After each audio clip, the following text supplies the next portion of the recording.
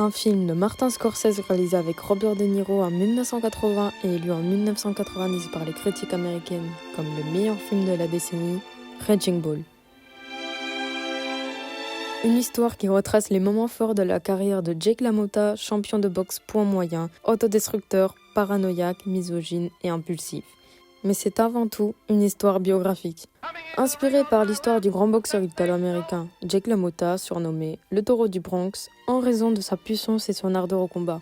Martin Scorsese fait de son film l'autobiographie du boxeur à l'origine de son 8e long métrage. De Niro sera entraîné par Jake LaMotta lui-même en vue du tournage. Il apprend à boxer jusqu'à atteindre un niveau professionnel et nous le fait savoir lors des combats qu'il enchaîne à le film. Comme les coups qu'il met ou qu'il se prend. Raging Bull est la 4e collaboration de Martin Scorsese avec Robert De Niro après Mean Streets, Taxi Driver et New York, New York. Une info que peu de personnes savent, c'est qu'en 1998, Martin Scorsese fut longuement hospitalisé pour avoir frôlé l'overdose à cause d'une addiction à la cocaïne. À cette époque, il était au fond du trou et selon lui, sa carrière terminée. De Niro va le voir à l'hôpital pour le convaincre de réaliser un nouveau film de boxe pour se remettre sur le pied du cinéma. Quelques années plus tard, il dira même que cette décision lui aura sauvé la vie. Puis maintenant, pour parler un petit peu plus du film, le réalisateur a voulu jouer avec le montage. Et c'est pas pour rien, car le film a reçu l'Oscar au meilleur montage en 1981. Les images du film dégagent une puissance qui marque le spectateur avec le tempérament de Jake. Il y a du bruit, et du silence, la caméra qui part en vrille ou qui met des coups, des flash photos comme des hypercuts, puis un autre combat avec des plans de travers d'un côté, des plans de travers de l'autre, avec à la fin Jake, champion du monde. Puis de retour à la maison avec la télé qui ne marche pas, un coup de la petite Amélie Poulain, c'est sûr, puis la question qui tue à son petit frère. Des films et des photos en famille en couleur, comme si tout était tout beau tout rose, pour revenir au noir et blanc avec Jake qui crache dans une chambre d'hôtel, comme ça, l'air de rien, avec Vicky qui se fond presque avec le fond. Et oui, encore une fois, la femme est dans l'ombre de son mari, car si elle ose le contredire... La tromperie survole plus ou moins constamment le film. Elle est surtout là parce que Jake ne fait qu'en parler, mais nous, en tant que spectateurs, ne savons pas vraiment si cette paranoïa est réellement vraie. Dès le début de leur relation, le lien entre Jake et Vicky ne présage rien de bon. Un premier baiser après leur première sortie ensemble, mauvais signe tout ça. Avec une photo des deux frères entre les deux, encore plus mauvais signe.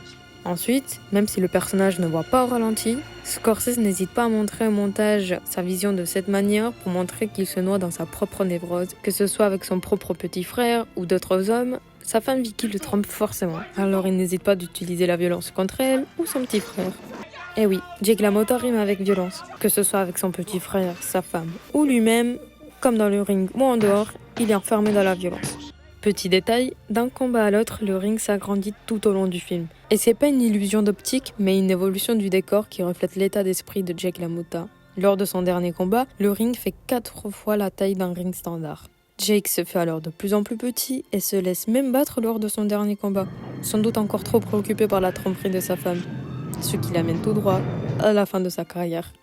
Quelques années plus tard, on revoit la famille un petit peu plus agrandie, mais toujours poursuivie par les flash photos comme des hypercuts. Il trouve une nouvelle occupation, son club, nommé attention Jake LaMotta, où il tente de faire de l'humour en racontant des anecdotes, en dénigrant sa femme, tout en embrassant d'autres femmes bien plus jeunes que lui, ce qui va l'amener, c'est sûr, tout droit avec les problèmes avec la loi. Le même jour, il se fait quitter par Vicky devant son salon, puis rien de mieux que se faire réveiller par 2 policiers après être accusé par une jeune fille de 14 ans. Là voilà, sa descente aux enfers. Jake, de nouveau enfermé, mais cette fois-ci pas dans un ring, mais dans une cellule. On le voit avec une petite source de lumière qui tape sur son visage, ce qui montre l'obscurité et la solitude qu'il doit ressentir à ce moment-là. Désespéré, il commence alors à mettre des coups de tête et des coups de poing dans le mur en criant « Pourquoi ?» Puis il s'assoit au même endroit qu'au début, mais cette fois-ci, on ne voit que son bras et pas son visage. Puis de nouveau dans son club où on le voit se parler tout seul devant un miroir comme s'il parlait à Vicky, en insinuant clairement que s'il n'est pas devenu un mec bien, c'est que c'est de sa faute. Bref, un film rythmé comme des coups, la narration plus qu'importante, des personnages qui passent inaperçus mais qui sont des points clés pour l'histoire du grand boxeur, un film qui aura sans doute sauvé la vie de Martin Scorsese, qui aura rendu hommage autoroute du Bronx, mais qui n'aura pas su sauver la vie de Jake LaMotta dans le film.